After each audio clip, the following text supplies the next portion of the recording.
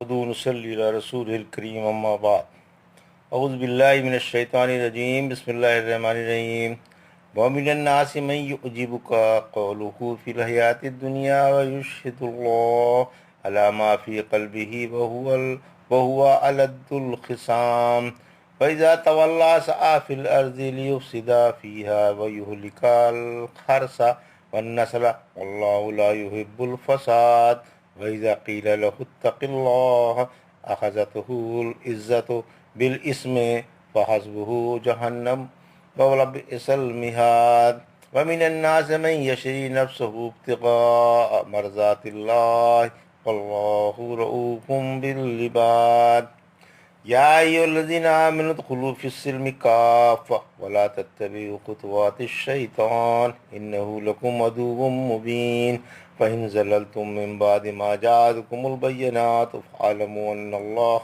عَزِيزٌ حَكِيمٌ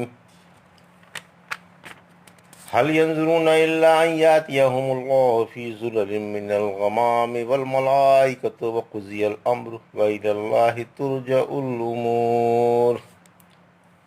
ابھی آپ نے سورہ بقرہ کی آیت 204 سے 210 تک کی تلاوت سماعت فرمائی۔ ان آیتوں کا ترجمہ اور تفسیر اس طرح ہے۔ وَمِنَ النَّاسِ مَن يُعْجِبُكَ قَوْلُهُ فِي الْحَيَاةِ الدُّنْيَا وَيُشْهِدُ اللَّهَ عَلَى مَا فِي قَلْبِهِ وَهُوَ أَلَدُّ الْخِصَامِ۔ آیت 204۔ وَإِذَا تَوَلَّى سَعَىٰ فِي الْأَرْضِ لِيُفْسِدَ فِيهَا وَيُهْلِكَ الْحَرْثَ وَالنَّسْلَ وَاللَّهُ لَا يُحِبُّ الْفَسَادَ۔ آیت 205۔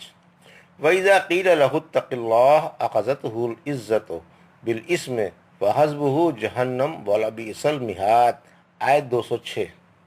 وَمِنَ النَّاسِ مَن يَشْرِي نَفْسَهُ ابْتِغَاءَ مَرْضَاتِ اللَّهِ وَاللَّهُ رَءُوفٌ بِالْعِبَادِ۔ آیت 207۔ ان آیتوں کا ترجمہ اس طرح 204 سے 207 تک کا۔ اور آپ کو بعض لوگوں کی دنیاوی باتیں اچھی معلوم ہوتی ہیں اور وہ اپنے دل کی باتوں پر اللہ کو گواہ بھی ٹھہراتا جاتا ہے، حالانکہ وہ سخت جھگڑالو ہے، اور جب وہ واپس جاتا ہے تو زمین پر فساد مچانے کی، کھیتی برباد کرنے کی اور فصل کاٹنے کی کوشش میں لگا رہتا ہے، اور اللہ فساد پسند نہیں فرماتا۔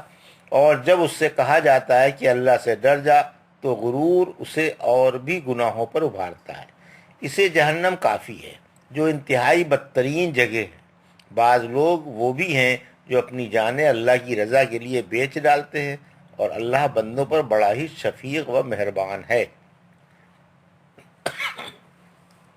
یہ تھا ترجمہ آیت 204 سے 207 کا۔ اب ان آیتوں کی تفسیر۔ آیت 204۔ منافقوں کا بیان۔ نوف بقالی جو تورات و انجیل کے عالم تھے اور مسلمان ہو چکے تھے، وہ فرماتے ہیں کہ میں اللہ کی کتاب میں اس امت کے بعض لوگوں کی برائیاں پاتا ہوں کہ یہ دین بیچ کر دنیا کمائیں گے اور ان کی زبانیں شہد سے زیادہ میٹھی ہوں گی مگر دل ایلوے سے زیادہ کڑوے ہوں گے۔ لوگوں کے دکھاوے کے لیے بکری کی کھالیں پہن لیں گے مگر ان کے دل بھیڑیوں جیسے ہوں گے۔ اللہ فرماتا ہے کہ ان کی جرات تو دیکھو، مجھے دھوکہ دینا چاہتے ہیں۔ مجھے اپنی ذات کی قسم ان پر ایک ایسا فتنہ بھیجوں گا جس سے ارباب حل و عقد میں بھی حیران و پریشان ہو جائیں گے۔ عد کے لغوی معنی ٹیڑھے کے ہیں۔ سورہ مریم میں فرمایا آیت نمبر 97 میں آپ اس قرآن سے ٹیڑھے لوگوں کو ڈراتے ہیں۔ یہی حال منافقوں کا ہے کہ وہ جھگڑتے وقت جھوٹ بولتے ہیں، سیدھی بات پر نہیں جمتے اور حق سے ہٹ جاتے ہیں، بلکہ الزام تراشتے اور بکواس کیا کرتے ہیں۔ رحمت عالم صلی اللہ علیہ وسلم نے فرمایا منافق کی 3 نشانیاں ہیں: جب بات کرے تو جھوٹ بولے، جب معاہدہ کرے تو توڑ ڈالے، اور جب جھگڑے تو گالی گلوچ پر اتر آئے۔ اللہ کے نزدیک سب سے برا آدمی سخت جھگڑالو شخص ہے۔ آیت 205 کی تفسیر۔ اوپر بیان تھا کہ اس کے اقوال بدترین ہیں، یہاں بیان ہے کہ اس کے افعال بھی بدترین ہیں، یعنی اس کی باتیں ٹیڑھی اور جھوٹی، عقیدے گندے اور کرتوت گھناؤنے ہیں۔ یہاں صحیح سے قصد مراد ہے۔ بہرحال منافقوں کا کام فساد و گڑبڑ کرنا، کھیتیاں اور باغات اجاڑنا اور نسل منقطع کرنا ہے، جن پر لوگوں کی زندگیاں موقوف ہیں۔ پھر فرمایا کہ اللہ فساد کو اور فساد پسندوں کو پسند نہیں فرماتا۔ آیت 206، منافق نصیحت نہیں مانتے۔ اگر اس قسم کے فساد پسندوں کو نصیحت کی جائے کہ سیدھی راہ اختیار کر کے سیدھے ہو جاؤ تو مانتے نہیں اور غرور کی وجہ سے حق سے باز رہتے ہیں، بلکہ جوش و مخالفت اور زد میں آ کر اور گناہوں پر پل پڑتے ہیں۔ سورہ حج کی آیت 72 میں فرمایا، اور جب ان کے سامنے ہماری صاف صاف آیتیں پڑھی جاتی ہیں تو آپ دیکھتے ہیں کہ ان کافروں کے چہرے چڑھ جاتے ہیں اور ایسا معلوم ہوتا ہے کہ پڑھنے والوں پر جھپٹ پڑیں گے۔ آپ فرما دیں، سنو، کیا میں تمہیں اس سے بھی بدتر خبر نہ سناؤں؟ اللہ نے کافروں کے لیے جہنم کا وعدہ فرمایا ہے جو بدترین ٹھکانہ ہے۔ اس آیت میں بھی جہنم ہی ان کا ٹھکانہ بتایا گیا اور یہ بھی کہ جہنم عذاب کے لیے کافی ہے۔ آیت 207 کی تفسیر۔ صہیب رومی جب مکے سے ہجرت کر رہے تھے تو مشرکین مکہ نے ان کا سارا مال لے لیا تھا، اور ان کے بارے میں نیز مجاہدین اسلام کے بارے میں یہ آیت اتری اور اس میں مجاہدوں کی مدح ہے۔ سورہ توبہ کی آیت 111 میں فرمایا، اللہ نے مومنوں سے جنت کے بدلے ان کی جان اور ان کا مال خرید لیا ہے۔ یہ اللہ کی راہ میں جہاد کرتے ہیں، مارتے ہیں اور خود بھی مارے جاتے ہیں۔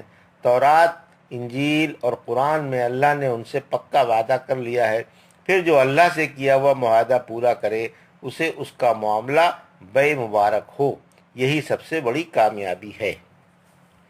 یا ایھا الذین آمنوا ادخلوا فی السلم کافۃ ولا تتبعوا خطوات الشیطان انہ لکم عدو مبین۔ آیت 208۔ فَإِن زَلَلْتُم مِّن بَعْدِ مَا جَاءَتْكُمُ الْبَيِّنَاتُ فَاعْلَمُوا أَنَّ اللَّهَ عَزِيزٌ الْحَكِيمٌ۔ آیت 209۔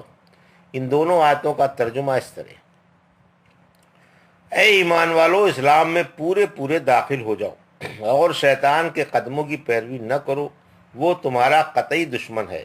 اگر تم اپنے پاس صاف دلائل آ جانے کے بعد بھی پھسل جاؤ تو اللہ بڑی عزت و حکمت والا ہے۔ پکے سچے مسلمان بننے کی تاکید۔ آیت 208 کی تفسیر میں مسلمانوں کو حکم ہے کہ اسلام کے تمام احکام پر کاربند ہو جائیں اور تمام برے کاموں سے باز رہیں تاکہ پکے سچے مسلمان بن جائیں۔ سلم سے اسلام یا اطاعت یا صلح مراد ہے۔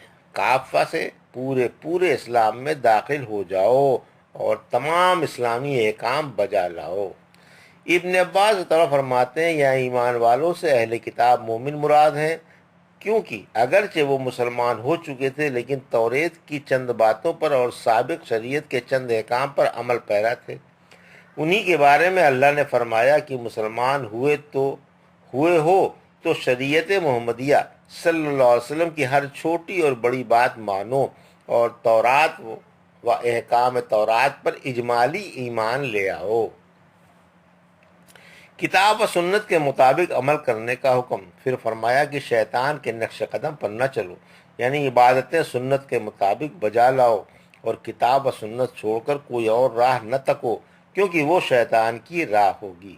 لہذا شیطان کی کوئی بات بھول کر بھی نہ مانو، کیونکہ شیطان تمہیں برائیوں اور بے حیائیوں ہی کی طرف لانا چاہتا ہے، یا یہ رغبت دیتا ہے کہ تم اللہ پر ایسے الزام تراشو جن سے تم خود بھی نہ آشنا ہو۔ سورہ فاطر کی آیت 6 میں فرمایا، شیطان اس لیے اپنی جماعت کو غلط راہ کی دعوت دیتا ہے کہ وہ جہنمی بن جائیں۔ اسی وجہ سے فرمایا کہ یقین مانو شیطان تمہارا کھلا دشمن ہے۔ آیت 209 کی تفسیر، صحیح راہ نہ ماننے والوں کو دھمکی، یعنی اگر تم روشن دلائل کے باوجود بھی حق چھوڑ دو تو یقین مانو اللہ اپنے انتقام میں غالب ہے، کوئی اس سے بھاگ کر نہیں جا سکتا اور نہ کوئی اسے عاجز کر سکتا ہے۔ اس کے احکام حکمتوں سے معمور اور اس کی ہدایت مصلحتوں سے بھرپور ہے۔ اللہ اپنی پکڑ میں غالب و زبردست ہے اور اپنے احکام میں حکمتوں والا ہے۔ اللہ کافروں پر غالب ہے اور ان کے حیلے بہانے کاٹنے میں حکیم ہے۔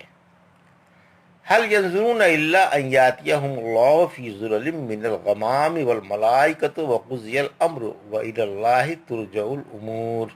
آیت 210۔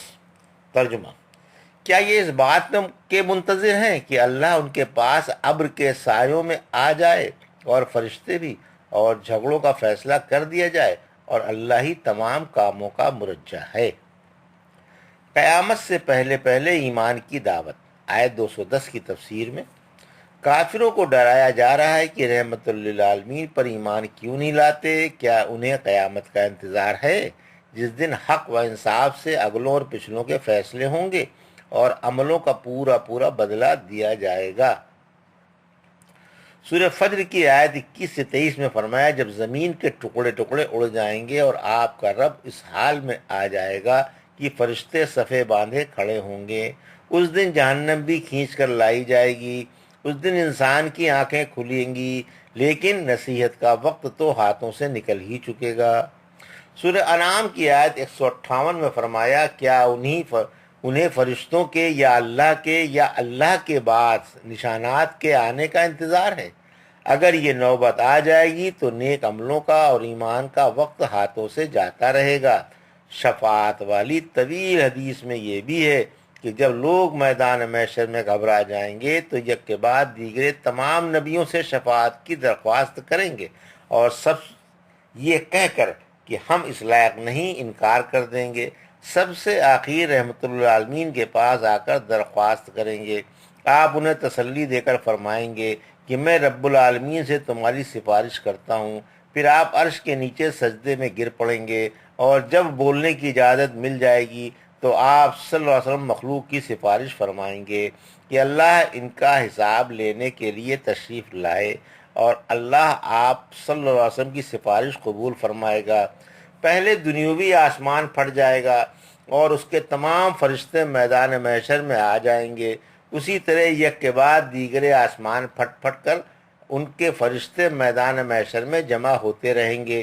پھر عرش بری اترے گا اور بڑے بڑے فرشتے حاضر ہوں گے، پھر خود ارحم الراحمین ابر کے سایوں میں نزول و جلال فرمائے گا۔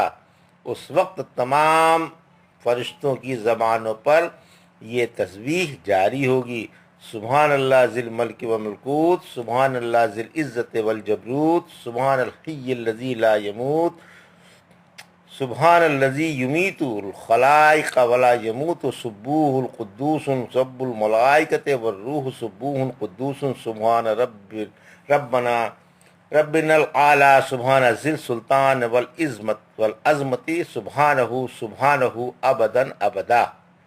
دنیا اور آخرت کا شہنشاہ پاک ہے، صاحب عزت و جلال و جبروت پاک ہے، وہ ابدی حیات والا ہے جسے فنا نہیں، وہ پاک ہے، وہ جو مخلوق کو مار دیتا ہے اور خود فنا نہیں ہوتا۔ فرشتوں اور روحوں کا رب پاک ہے، ہمارا بلند و برتر رب پاک ہے، اقتدار و عظمت والا رب پاک ہے، وہ پاک ہے اور ہمیشہ ہمیشہ موجود ہے۔ یہ تھا سورہ بقرہ کی آیت 204 سے 210 تک کا ترجمہ اور تفسیر جو ابھی آپ نے سماعت فرمائی۔ بارک اللہ لی و لکم فی القرآن الحکیم و نفعنا ایاکم بآیات الذکر الحکیم۔